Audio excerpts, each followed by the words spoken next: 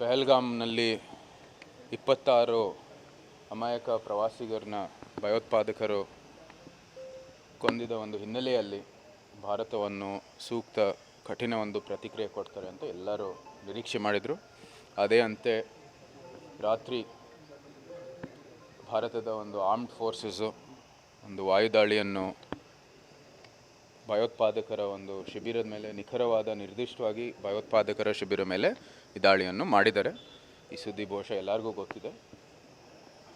ನಾವು ಭಾರತ ಒಂದು ಸೂಕ್ತ ಪ್ರತಿಕ್ರಿಯೆ ಕೊಟ್ಟಿದೆ ಮತ್ತು ಭಯೋತ್ಪಾದನೆಯನ್ನು ನಾವು ಯಾವತ್ತೂ ಅದಕ್ಕೆ ಅವಕಾಶವನ್ನು ಕೊಡಬೇಕಾಗಿಲ್ಲ ಅಂತ ಒಂದು ಸೂಕ್ತ ಒಂದು ಉತ್ತರವನ್ನು ಕೊಟ್ಟಿದ್ದಾರೆ.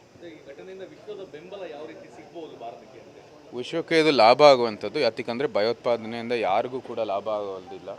ಇಂಥ ಭಯೋತ್ಪಾದಕರು ನಾವು ಇಡೀ ಒಂದು ಏನು ವಿಶ್ವದ ಮುಖದಿಂದ ನಾವು ಇರೇಸ್ ಮಾಡಬೇಕಾಗಿರೋಂಥ ಅತಿ ಅವಶ್ಯ.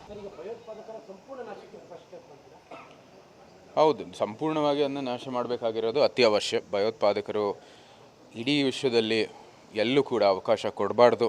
ನಮ್ಮ ಈಗೊಂದು ಘಟನೆ ಇರ್ಬೋದು, ಪಹಲ್ಗಾಮ್ನಲ್ಲಿ ಪಠಾಣ್ಕೋಟಲ್ಲಿ ನಮ್ಮ ಯೋಧರ ಮೇಲೆ ನಡೆದಿರ್ತಕ್ಕಂಥ ಕೃತ್ಯ ಇರ್ಬೋದು, 26/11 ಇರ್ಬೋದು, ಹಮಾಸ್ ವತಿಯಿಂದ ಇಲ್ಲಿ ಇಸ್ರೇಲ್ನಲ್ಲಿ ನಡೆದಿರ್ತಕ್ಕಂಥ ಕೃತ್ಯ ಇರ್ಬೋದು, 9/11 ಇರ್ಬೋದು, ಎಲ್ಲನೂ ಕೂಡ ಯಾವ ರೀತಿ ನಮ್ಮ ಇಡೀ ವಿಶ್ವದ ಒಂದು ಮೇಲೆ ಅಂಥ ಒಂದು ದುಃಖದ ಒಂದು ಪರಿಸ್ಥಿತಿ ಇರ್ಬೋದು ಮತ್ತು ವಿಶ್ವದ ಒಂದು ಶಾಂತಿಯ ಒಂದು ಏನು ಕಾಪಾಡಲಿಕ್ಕೆ ಎಲ್ಲ ದೇಶಗಳು ಮುಂದುವರಿತಾ ಇದೆ, ಅದಕ್ಕೆ ಹಿನ್ನಡೆ ಆಗ್ತಾ ಇರುವಂಥದ್ದು ಭಯೋತ್ಪಾದಕರಿಂದ. ಅದಕ್ಕೆ ಸೂಕ್ತವಾದ ಪ್ರತಿಕ್ರಿಯೆಯನ್ನು ನಾವು ಕೊಡಲೇಬೇಕಾಗಿದೆ ಮತ್ತು ಇಡೀ ವಿಶ್ವದ ಮುಖದಿಂದ ಅವ್ರನ್ನ ಇರೇಸ್ ಮಾಡಬೇಕಾಗಿರೋದು ಅತ್ಯವಶ್ಯ.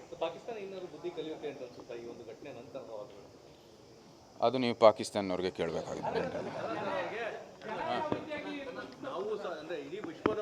ನೋಡಿ, ನಮ್ಮ ಇತಿಹಾಸದಲ್ಲಿ ಎಲ್ಲರನ್ನೂ ನೋಡಿದ್ದಾರೆ ಮತ್ತು ಬೇಕಾದಷ್ಟು ಪಾಕಿಸ್ತಾನದ ನಾಯಕರನ್ನು ನಾವು ಉಲ್ಲೇಖ ಮಾಡಬಹುದು. ಅವರು ಭಯೋತ್ಪಾದಕರನ್ನು ಒಂದು ಯಂತ್ರ ಆಗಿ ಬಳಸ್ತಾ ಬಂದಿದ್ದಾರೆ, ಭಯೋತ್ಪಾದಕರ ಪೋಷಕರಾಗಿ ಅವರು ಮುಂದುವರಿತಾ ಬಂದಿದ್ದಾರೆ. ಈ ಸಂದರ್ಭದಲ್ಲಿ ನಾವು ಇಂಥ ಒಂದು ಉತ್ತರ ಕೊಟ್ಟಿದ್ರೂ ಸಹ ಅವರು ಬುದ್ಧಿ ಕಲಿತಾರೋ ಇಲ್ವೋ ಪಾಕಿಸ್ತಾನಿಗೆ ಕೇಳಬೇಕಾಗಿದೆ.